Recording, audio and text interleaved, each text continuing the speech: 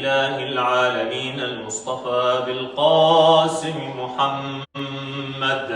اللهم صل على محمد وعلى آله الطيبين الطاهرين المعصومين المنتجبين الذين أذهب الله عنهم الرجس وطهرهم تطهيرا. اللهم صل على محمد وآل محمد ولعنة الله على أعدائهم أجمعين إلى قيام يوم الدين. السلام عليك يا مولاي يا أبا عبد الله. السلام عليك يا ابن رسول الله. يا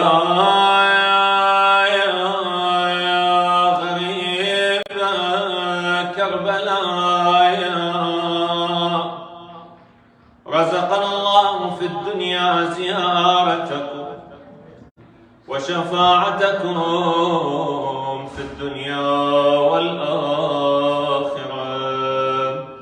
أما بعد، فقد قال الله تبارك وتعالى في كتابه المجيد وقرآنه الحميد وقوله الحق: أعوذ بالله من الشيطان الرجيم. بسم الله الرحمن الرحيم. ودوا لو تكفرون كما كفروا فتكونون سواء. صدق الله العلي العظيم. صلوا على محمد وآل محمد. اللهم صل على محمد وآل محمد. We are commemorating the Shahada of al-Imam Muhammad ibn Ali al-Jawad salawatullahi wa salamuhu alayh in a 3-night series that was initiated by this youthful group, al-Jawad Youth, which started last night and then tonight and then inshallah tomorrow night if Allah gives us tawfiq. Last night we discussed about 5 challenges that faced al-Imam al-Jawad salawatullahi wa salamuhu alayh. One of which was that his mother was an African lady, a Nubian. Her name was a Sayyida Sabika, also known as al-Khayzuran or Rayhana or Durra. Because of that, his skin color was darker. And that created some difficulty for the Imam Salamullah alayh among even Bani Hashim. So that was one challenge that he faced Salamullah alayh, to overcome the stereotypes and some of the racism that survived and lived back in those days. Then the second challenge was that he took the responsibilities of Imamah at a young age, at the age of 7. He also lost his father at a young age. Didn't have much time to spend with his father, al-Imam al-Rida alayhi salam. Then another challenge was that he was forced to marry al-Fadl, the daughter of al-Ma'mun al-Abbasi. So there was an eye on him 24/7, even in his own house. And lastly, the last one we discussed was the political pressures against al-Imam al-Jawad alayhi salam that resulted in his martyrdom at the age of 25 of years. The youngest Imam to be martyred salamullahi alayhi, which suggests to us how much pressure there was from the Abbasi regime against Ahlul Bayt alayhim salam and their followers. Tonight, if Allah gives us tawfiq, we will discuss about the propaganda against Ahlul Bayt alayhim salam. This is not something new. The minute Rasulullah sallallahu alayhi wa alihi wa sallam left this dunya, the propaganda began against Ahlul Bayt alayhim salam until the reappearance of the Imam ajalallahu ta'ala farajahu sharif. Until that day, there is a propaganda against Ahlul Bayt alayhim salam. Al-Imam al-Jawad salamullahi alayhi dealt with some kind of these propaganda despite his young age. Before we begin, it is narrated that Amir al-Mu'mineen Ali ibn Abi Talib salawatullahi wa salamuhu alayhi said, Allahumma salli ala Muhammad wa ala Muhammad, إنما بدء وقوع الفتن أهواء تتبع وأحكام تبتدع يخالف فيها كتاب الله يتولى فيها رجال رجالا فلو أن الباطل خلص لم يخف على ذي حجاب ولو أن الحق خلص لم يكن اختلاف ولكن يؤخذ من هذا ضغث ومن هذا ضغث فيمزجان معا فهنالك استحوذ الشيطان على أوليائه ونجى الذين سبقت لهم من الله الحسنى. What does that mean? Imam Ali alayhi salam says, how does deviation begin? The initial part of the deviation. How does it start? It starts, he says, by people following desires that are being followed. Iblis, why did he disobey Allah subhanahu wa ta'ala? We sometimes, when we disobey Allah, the humans, we say, أعوذ بالله من الشيطان الرجيم لعنة الله على إبليس. No, Iblis tempted us. Shaitan deviated us. Who was there to deviate Shaitan? He himself deviated himself. He himself deviated. النفس الأمارة بالسوء, his ill-commanding self, and his desire. He had arrogance. It was hidden. He prayed to Allah subhanahu wa ta'ala thousands of years. He did a sajda for 1,000 years. That the Imam salamullahi alayhi Amir al-Mu'mineen, it is narrated him saying 1,000 years of the dunya or the akhirah. So a long time. We do sujood for 2 minutes and we get tired. He did sajda for 1,000 years. But he had the arrogance hidden inside. And so when he was ordered to do sujood to Adam, ala nabiyina wa alihi wa alayhi salam, that's when he failed. So his desire failed. Desire. Ahwa'un tuttaba. And then when people follow desires, then what do? Do they just follow the desires themselves to deviate themselves? No. People want followers. The people of Jahannam don't want to go to Jahannam alone. They want to have a party to go with them. Invite others as well. So Iblis, when he deviated himself, when he did not listen to Allah subhanahu wa ta'ala, what did he say? He said, Khalas, I'm going to go alone in seclusion and I will live by myself until the day of judgment. And then khalas, whatever happens, happens. Is that what he said? What did he say? I am going, he swears by Allah, the Izzah. قال بعزتك لأغوينهم أجمعين. He swears by Allah's greatness, highness, honor, that I will deviate them all. Your creation, these human beings, I'm going to deviate them. Yani I'm going to go to Jahannam, I'm going to take them with me to Jahannam. And that is what happens. Now, when Iblis comes or when deviants come, it is not written on their forehead, by the way, I am Iblis. That's not how he comes. If that's what he does, would people follow him? Of course not. If Muawiyah sits one day, and says, listen people, we are batil, I am batil. He writes it on the forehead that we are batil. Would anybody follow him? Of course not. So what do? They start creating fabricating rules, laws, justifications, so that people can follow them. And there, these rules are against the book of Allah subhanahu wa ta'ala. So the Imam says, if batil, falsehood was very clear, people would recognize it. And if the truth was so clear, people would also recognize it. However, he says they take a piece of this, the truth, and a piece of the falsehood is mixed together, and then it is presented to the people. People who don't really understand, they don't have a clear understanding, they follow that falsehood. They fall into the trap of shaitan. But people who have an understanding would recognize the truth. This is important, brothers and sisters.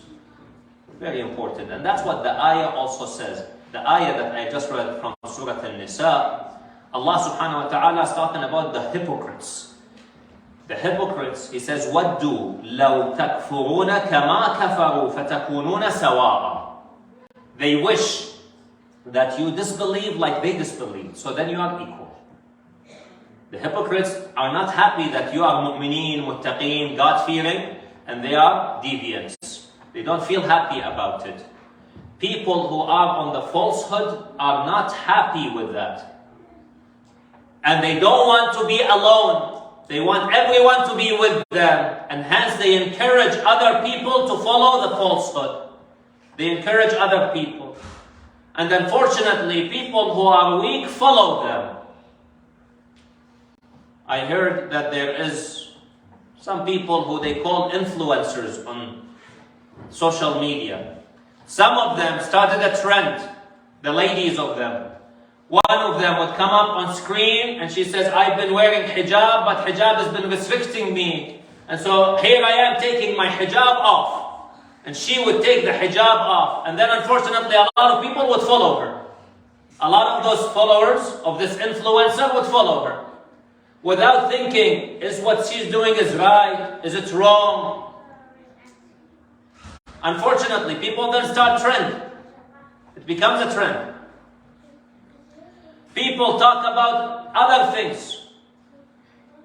From the time of Ibrahim alayhi salam, ala nabiyyina salam, people try to create doubts in people's mind. That's one way that people can deviate others. Creating doubts.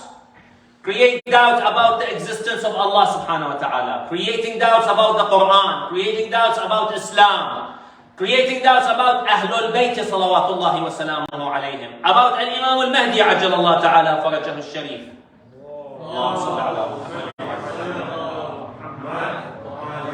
So, creating doubt. It's a great way to weaken someone. How do you know that there is a God? If there is a God, why doesn't He stop all the evil that's happening in the world today? We hear this argument quite a lot these days. And it's not a new argument, it's been there for a long time. We say the response is, Allah subhanahu wa ta'ala created the human being and gave him free will. Allah subhanahu wa ta'ala did not order him to do the evil. Can He stop? Can He stop the evil? Yes, He can. But then He's interfering with people's free will.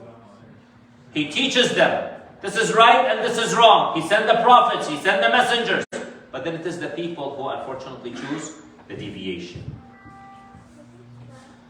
So, al-Imam al-Jawad salawatullahi wa salamuhu alayhi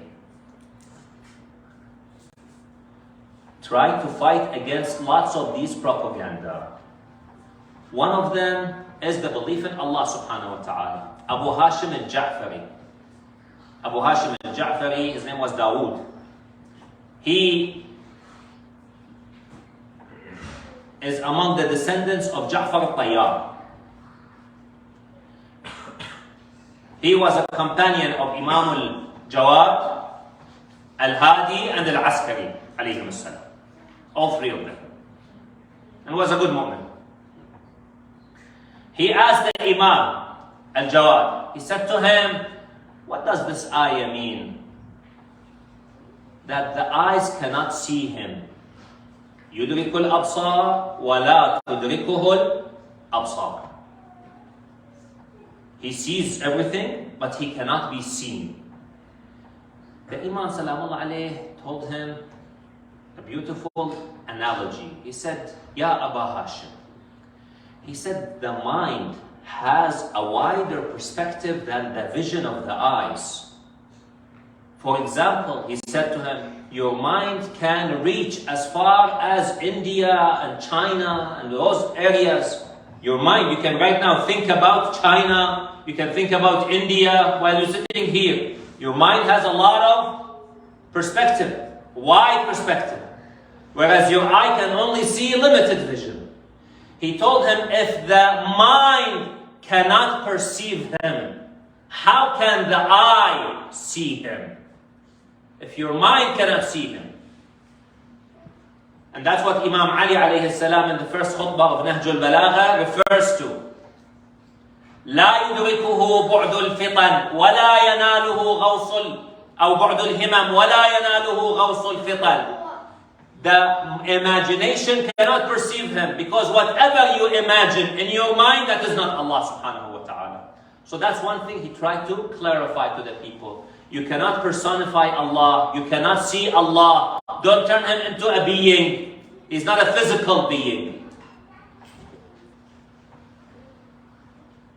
He tried to discuss with people about Imamah. It is mentioned that one day he was 10 years of age, salamullahi alayhi, at the age of 10. He came to a majlis, sat down, and people in that majlis asked him 30,000 questions. Now, when we say majlis, it could be not necessarily one day, but the same majlis. Like, for example, when we say here we have a majlis, it could be a 3-day majlis, like we're having right now, 3-day majlis. But it's the same majlis. And therefore, it could be referred to as a majlis. So it's not necessarily one, because people sometimes wonder, how can someone ask 30,000 questions in one sitting? So it may not necessarily have been one sitting. But at the age of 10, he came and he answered 30,000 questions. To prove to people that he is the true hujjah of Allah subhanahu wa ta'ala. People who have aql recognized this and followed him. People who didn't, they questioned his imam. Al-Allama al-Majlisi in Bihar al-Anwar, he mentions about the different groups that emerged from the Shi'i school of thought. In the Shi'i school of thought, different groups emerged. Most of them died, most of them. Only 3 have survived. The Ithna Asharis, who are the majority, those who believe in 12 Imams. Then you have the Ismailis, who believe up to Imam al-Sadiq alayhi salam. And even the Ismailis split into 2 groups, but regardless, they're both Ismailis. And then you have the Zaydis, who believe up to the Imamah of Ali ibn al-Husayn, salamullah, up to the 4th Imam. And then they split. Those 3 groups survived. Many other groups emerged, but they died. They did not survive. Among those groups were people who believed in the Imamah of Imam al-Rida alayhi salam. They believed in Imam al-Rida, salamullahi alayhi. Until he died. When he died, they saw Imam al-Jawad alayhi salam. He was only 7 years of age. He said, huh? Can't be the Imam. They said, well, his father told us that he is the Imam. They said, well, maybe even his father is not an Imam anymore. And so they deviated. They turned away from the Imam of Imam al-Rida alayhi salam. Wal-'iyadu billah. That's, unfortunately, because of some of the propaganda that people used to use against the Imams alayhim as-salam. However, people who had aql al-yaqeen, one of them was Ali, the son of Imam Ja'far al-Sadiq alayhi salam. Ali ibn Ja'far al-Sadiq means the uncle of Imam al-Rida, salamullah alayhi. He was an older man by the time of Imam al-Jawad's time. He was older.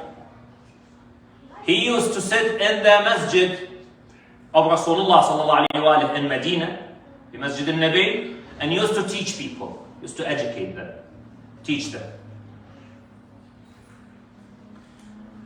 One day, he was in the masjid. One of the students of Ali ibn Ja'far al-Sadiq alayhi salam.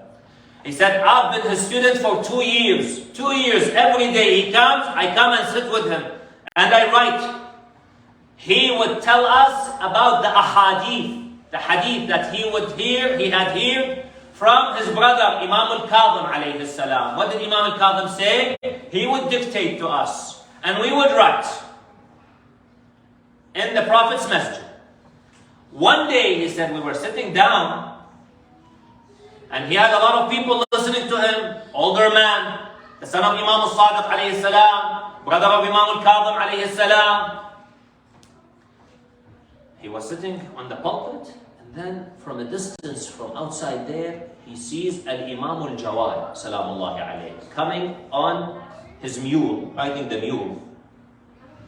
So Ali ibn Ja'far gets up from the pulpit, gets down, rushes to him from outside the masjid. He goes outside the masjid and he gives him a salam, he kisses his feet, and then he goes like this with his hands and he says, step down, ya ibn Rasulillah, step down, come, on my hand, get off your mule. So he gets off the mule and gets down and he says, Ya Am, you don't have to do this. He says, what do you mean I don't have to do this? Because he is the uncle of his father. The uncle of Imam al-Rida, yani the uncle of the father of Imam al-Jawad alayhi salam.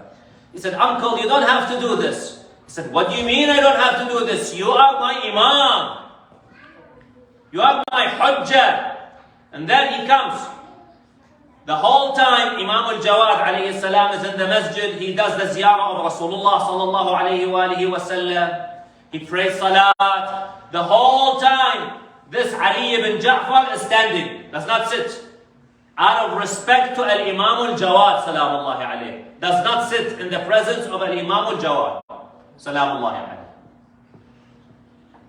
You see sometimes some of the mu'mineen, when they do ziyarah of the ma'soom, they stand.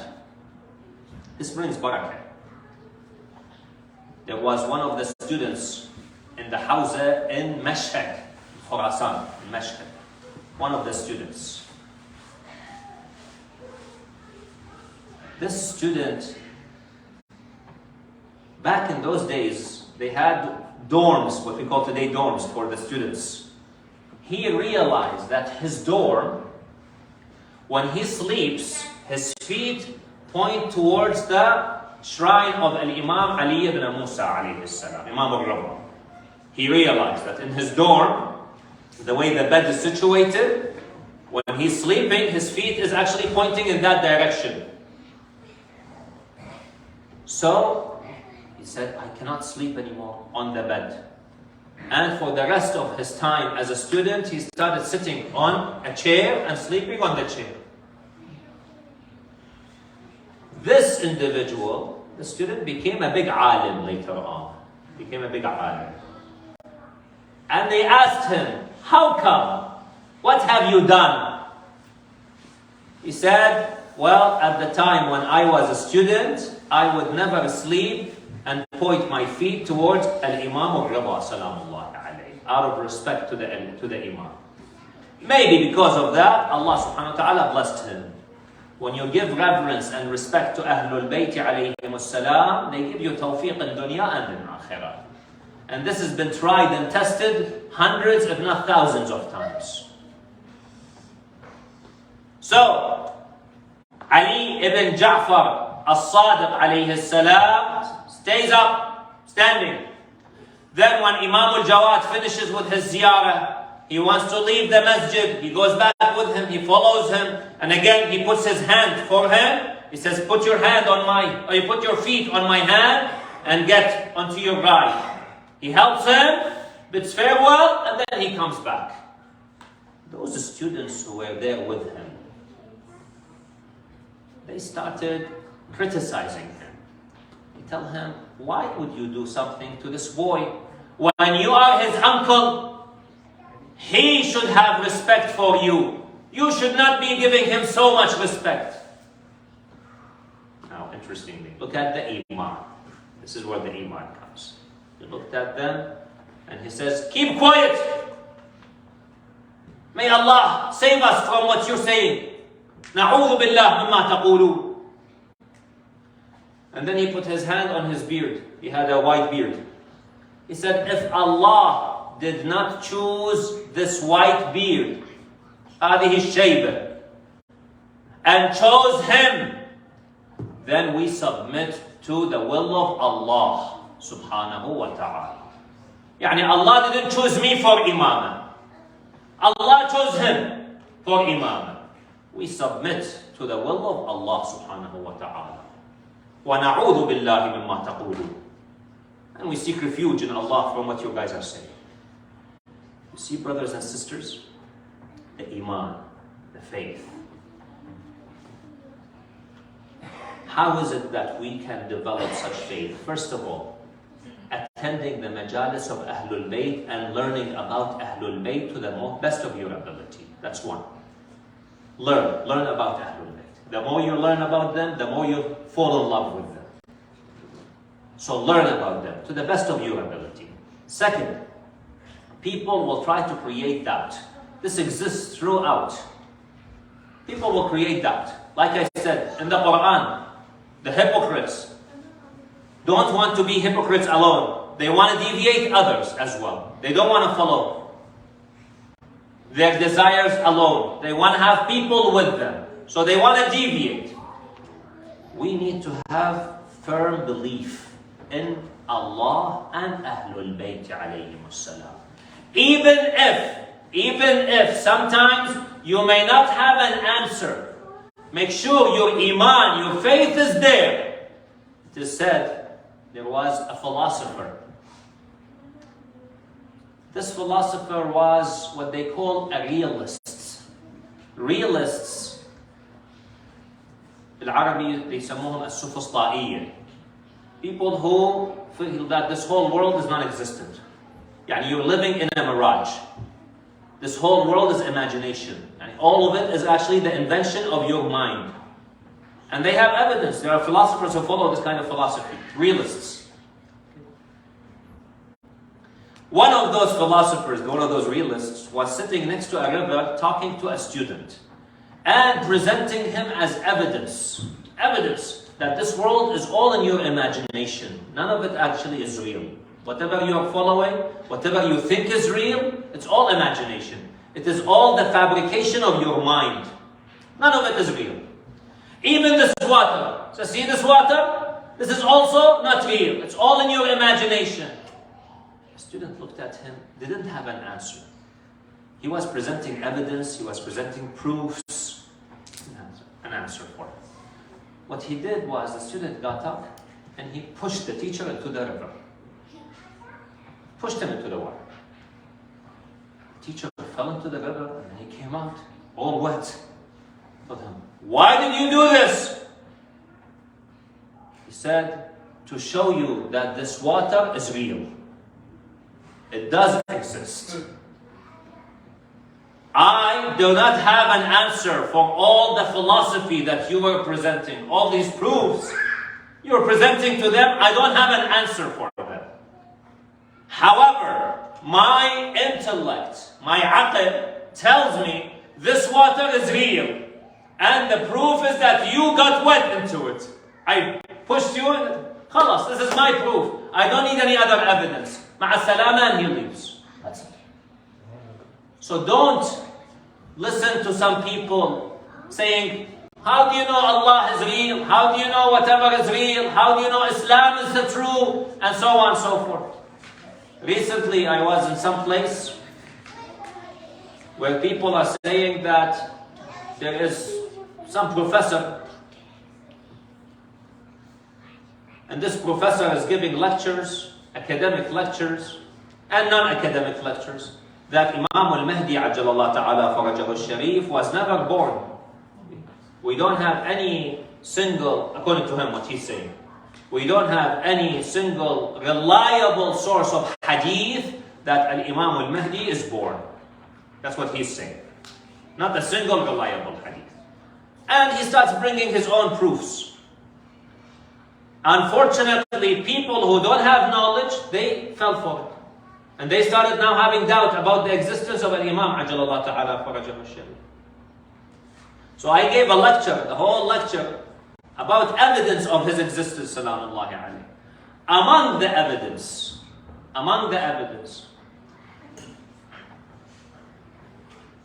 is what they call the probability.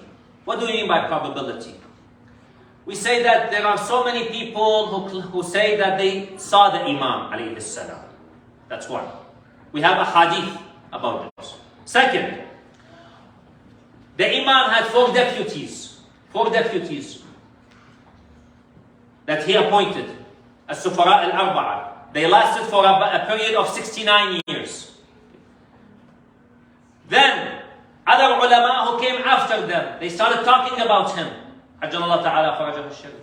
In addition, many ulama, scholars, al-Allama al-Majlisi, Bihar al-Anwar, al-Sheikh al-Nuri, Ridwanullah ta'ala alayh, the teacher of Sheikh Abbas al-Qummi, his teacher, Muhaddith al-Nuri.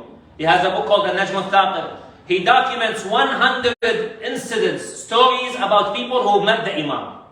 Al-Allama al-Majlisi in Bihar al-Anwar mentions several stories. Some of the stories that he mentions, he says that they happened where the whole city became aware of them. The story. Yani it was a big incident. It was not just some hidden incident. So when you put all this together, we say all this is fabricated, the whole thing, all these four deputies, they fooled people. For a period of 69 years, they fooled people. The ulama who came afterwards, they all fooled the people. Al-Sheikh al-Kulayni, Basair al-Darajat and al-Safar. We have the Kutub al-Arba'a by the Shia, when they talk about the Imam, Ajalallah Ta'ala Farajahu Sharif. All of them, all are fabricated. All this is fabricated. All our ulama, all our scholars, all the people who saw him, and they said we saw him, all are fabricated. The mind doesn't accept that. Second, the argument that they use sometimes, one of the arguments that this individual uses, he says there is even a debate about the year of his birth, whether he was born in the year 255 or 256 after Hijrah. We say, okay, so there may be a debate about the year of his birth, but they all agree that he was what? Born. So that all proves he was born. Whether 255, 256, that's besides the point. Third, when you have so many ahadith in Kitab Sheikh al-Saduq, Ridwanullah ta'ala alayh, who died in the year 381 after Hijrah. Sheikh al-Saduq, he was born before al-Ghaybatul Kubra.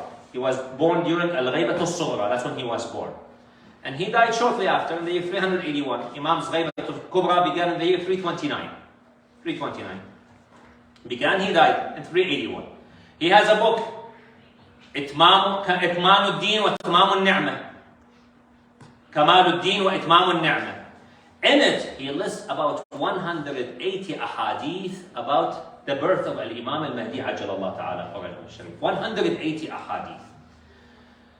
Therefore, when we have so many people narrating the ahadith about the birth of the Imam Ajalallah Ta'ala Farajahu Sharif, so many ahadith, then even if some of them are weak, it doesn't matter. It doesn't matter anymore. When do you need to have an authentic sahih hadith? When you have one of them. One person narrating a hadith, that's when you have to look into whether it is sahih or not sahih. It is accurate or not accurate. But when you have hundreds of ahadith, all point towards his birth, then you don't really have to worry about the authenticity, because there are so many people who are narrating. But again, people unfortunately get fooled by these kind of claims. Why? Because he's Dr. so-and-so, Professor so-and-so. He has this kind of an institute, he's got this kind of, for example, a position, etc., etc. So people throughout history try to create these kind of doubts and deviations. And Imam al-Jawad alayhi salam, in his youth, tried to fight against those by talking to people about Allah subhanahu wa ta'ala, about the Imamah, and having many discussions with people. And in some cases, he would try to guide them by showing them some of the miracles that Allah has blessed them with. There was a man who was Zaydi by the name of Ali ibn Khalid. Ali ibn Khalid was a Zaydi. Like I said earlier, Zaydi means he believes up to Imam al-Sajjad alayhi salam, and then he branches off from Zayd ibn Ali ibn Hussein. Zayd himself was a mu'min, he was good. So he did not have a problem. But other people, unfortunately, started calling him an Imam. Anyways, Ali ibn Khalid says, I was a Zaydi. He said, I came to Samarra. I came to visit Samarra. There, I saw people talking right, left, and center, issues, problems. People, sometimes they're, like these days, for example, when you open the news, you hear about the Ukraine war. So people are talking. There was some major event that's happening, and people are talking. I asked, what's going on? What's happening? They said they brought a man from Sham who claims that he is receiving prophecies. Strange. He said, I got interested in meeting this man. So I went, I paid some of those people who are guards in the prison, because they put him now into the prison. They brought him from Sham and he's now in prison. Why he's in prison? Because he's claiming to have prophecies. يتنبأ. He said, I paid the guards in the prison and I went to see him. I sat down with him, I spoke to him. He seemed to be a sane man. He didn't seem some kind of, some individual who had problems. I told him, what's the matter with you? What's your story? He said, I was in Sham praying at the masjid where they call it has the head of al-Imam al-Hussein alayhi salam. If you go in Halab, in Aleppo, I've been to that place. Masjid Ras al-Imam al-Hussein salamullahi alayh in northern Syria. He says, I was there. I was worshipping Allah, praying to Allah subhanahu wa ta'ala. And then all of a sudden I saw a man approaching me. This man said, you want to come with me? This man looked like a virtuous, pious man. I said, okay, sure. I got up with him. We walked a couple of steps. And we were in Masjid al-Kufa. From there, he said, I looked at the place. He said, do you know what is this place? He said, yes, this is Masjid al-Kufa. He said, well, why don't you pray 2 rak'ah salat? So I prayed, he prayed and I prayed. We finished salat and dua. Then he told me, get up. 2 steps and we were in the Prophet's masjid in Medina. He did the ziyarah of Rasulullah sallallahu alayhi wa sallam, prayed in the Prophet's masjid in Medina. And then we finished, he told me, get up. We walked 2 steps and we were now in Mecca. In Mecca. He said he did his manasik. He performed tawaf and manasik al-hajj because it was a season of hajj, like this time. He performed and I performed with him. We performed our a'mal, and then after we finished all the a'mal, he walked 2 steps and we were back in Sham. And then he left. A year later, exactly a year later, at the same time, he came again. And he told me, come up with me. And again, Kufa, Medina, Mecca, back. This time, when he was about to leave, I told him, wait. I ask you, by Allah, who gave you this ability to go from one place to another place at such speed, who are you? What is your name? He said, he paused for a few moments and then he looked at me and he said, Ana Muhammad ibn Ali ibn Ja'far, ibn Musa ibn Ja'far. And he left. He said, people then heard about the incident. So when the people heard about the incident, they accused me of being a liar, of a man who is prophesying, of telling the lies, and so on and so forth. But this is what happened. Ali ibn Khalid says, I looked at him, told him, okay, well, why don't you write this, what you just told me, write it down and send it to the governor, to the minister by the name of Muhammad ibn Abdul Malik al-Zayyat. Why don't you send it to him? He said, well, who's going to take it to him? He said, I will take it to him. You just write what you told me. So he wrote everything that happened. He said, I took it to the minister, Muhammad ibn Abdul Malik al-Zayyat, and the minister read it. He took a pen and he wrote, if what you're saying is true, then get the person who took you from Sham to Kufa, to Medina, to Mecca, and back in one day to save you from the prison. And he stamped it. Ali ibn Khalid, he said, when I read that response, I felt bad. So like, this is it. They're not going to let him go, unfortunately. So I came back to him and I told him, listen, be patient, be patient. This is what he is saying. This is what he has written to you, but be patient. He says, I left. And I was feeling unwell for him, feeling bad. He said, the next day I came to see him, the next day. I saw the guards and the people in the prison. Everyone is having a chaos. There was chaos.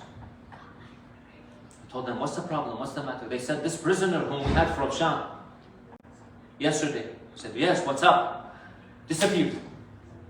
Disappeared. We don't know what happened to him. We came today and he's gone. That's it. We don't know what happened. How did he escape?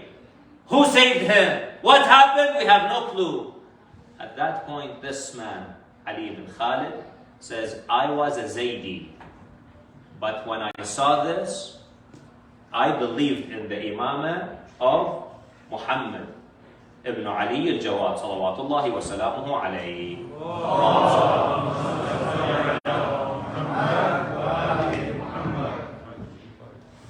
So people see sometimes the signs and they believe. They believe. But there are those who unfortunately could not bear to see this knowledge and this ability of the Imams alayhi salam. They couldn't.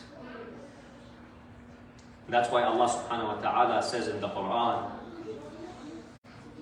أَمْ يَحْسُدُونَ النَّاسَ عَلَى مَا آتَاهُمُ اللَّهُ مِنْ فَضْلِهِ فَقَدْ آتَيْنَا آلَ إِبْرَاهِيمَ الْكِتَابَ وَالْحِكْمَةَ وَآتَيْنَاهُمْ مُلْكًا عَظِيمًا.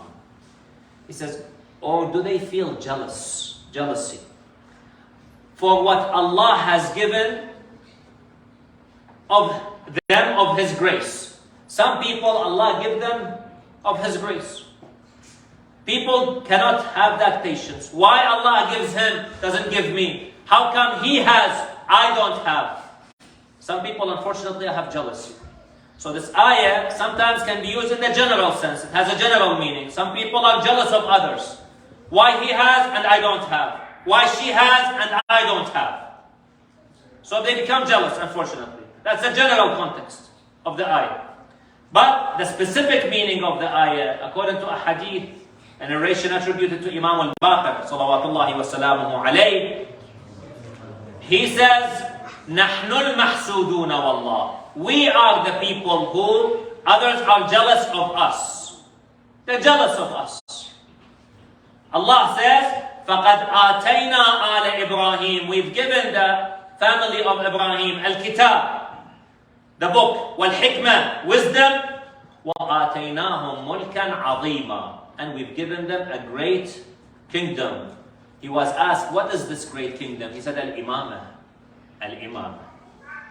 This is the Imamah. And therefore the next ayah says, فَمِنْهُمْ مَنْ آمَنَ بِهِ وَمِنْهُمْ مَنْ صَدَّ عَنْهُ. Some people believed in their Imamah and some people unfortunately turned away from their Imamah. Therefore, the enemies of Ahlul Bayt alayhim as-salam plotted against them. They could not bear to see their presence. And therefore, Al-Mu'tasim al-Abbasi, the Khalifa who came after Al-Ma'mun al-Abbasi, he plotted with the wife of al-Imam al-Jawad, salawatullahi wa salamu alayhi, who was the daughter of al-Ma'mun al-Abbasi, with his niece. Yani al-Mu'tasim plotted with his niece, al-Fadl, the wife of Imam al-Jawad, because she did not have any children from al-Imam al-Jawad, salamullahi alayhi. So she had jealousy against al-Imam al-Jawad and against the other wife who had children. So he gave her some poison that she put in the grapes, and she fed the Imam, salamullahi alayhi. After feeding the poison to the Imam, salamullahi alayhi, the Imam started feeling the pain of the poison, and he died gharib, mazloom, in Baghdad.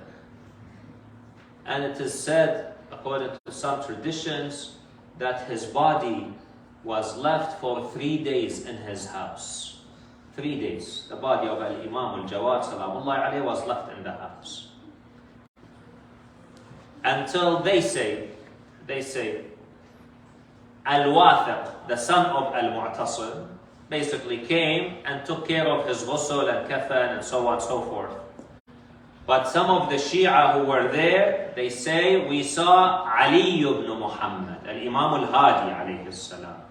He was the one who was doing the ghusl and the kafan and the salat, while they thought that they were doing the ghusl and the kafan and the salat.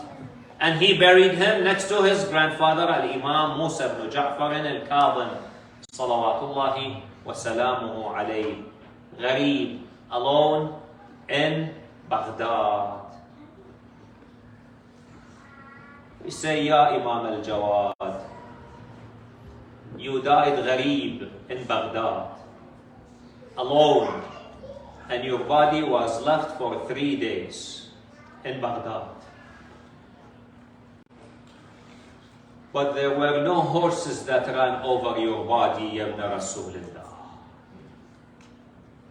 And your head was remained on your body, Ya Ibn Rasulullah. They did not sever your head from your body.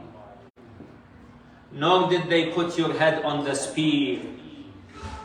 Nor did they bring your women and children in front of your body. And they had to see the massacre that happened.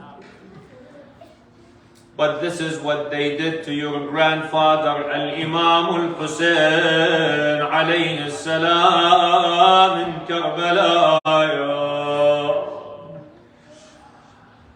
After the martyrdom of Imam al-Husayn alayhi salam, the enemies of Allah started burning the tents of the women and the children.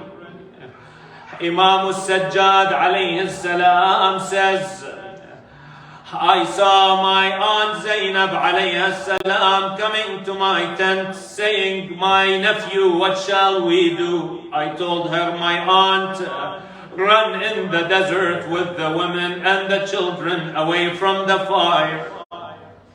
Ali ibn Hamza Abu Hamza al-Thumali said, I came to see Imam al-Sajjad salamullahi alayhi one day in his house. I saw him weeping, crying in pain. I tried to console the Imam and I told him, Ya Ibn Rasulullah, indeed Allah has honored you, Ahl al-Bayt, with martyrdom. Allah has honored you and blessed you with the status that He has given you, and that is the status of Shahada. Look at your grandfather Amir al-Mu'mineen, your uncle al-Imam al-Hasan, and the same to al-Imam al-Husayn alayhi salam. He's trying to comfort the Imam, salamullahi alayhi. Abu Imam al-Sajjad alayhi salam looks at Abu Hamza al-Thumali and he says, Shakar Allah sa'yaka ya Abu Hamza. May Allah bless you, Abu Hamza. I know you're trying to console me, comfort me. It is indeed true that Allah has blessed us and honored us, Ahlul Bayt, with martyrdom. ولكن يا أبا حمزة متى كان السبي لنا عاد. Since when has our women been taken as prisoners, Ya Abu Hamza? فإني كلما نظرت إلى عماتي وأخواتي ذكرت فرارهن يوم عاشوراء من خيمة إلى خيمة ومن خباء إلى خباء والمنادي ينادي أحرقوا بيوت الظالمين.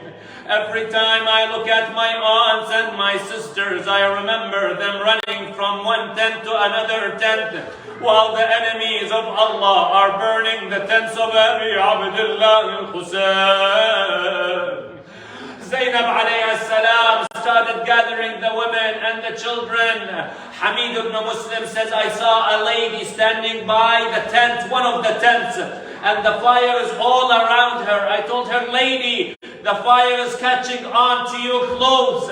She looked at me and she said, oh enemy of Allah, we have a sick man inside this tent that I need to protect. بس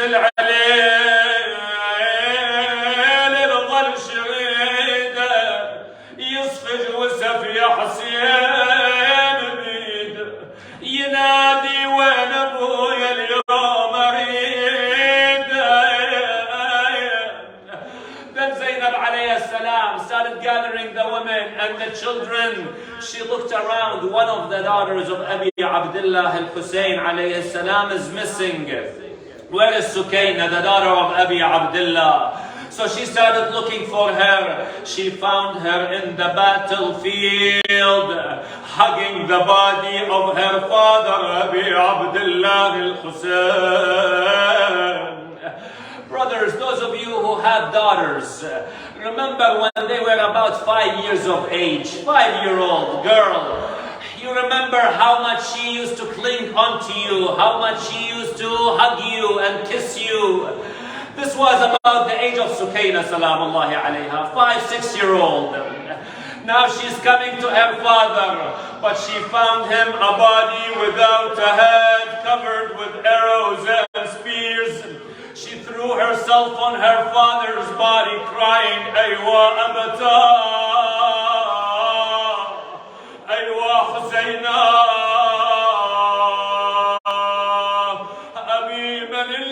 أيتمني في صغري أبي من الذي حز وريدك أبي من الذي خضب شيبتك. Zainab alayhi salam came to her, found her on the body of her father crying.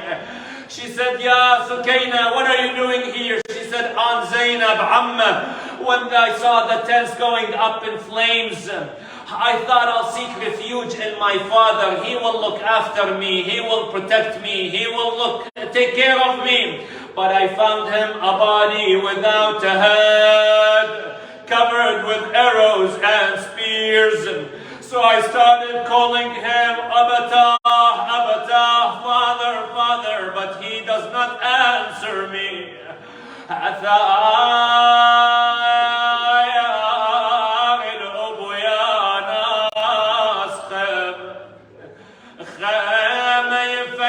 على بناته وحريم يا والدي والله ضيمة أنا أصير من زغري يتيم بويا والنوح من عقبك لجيم.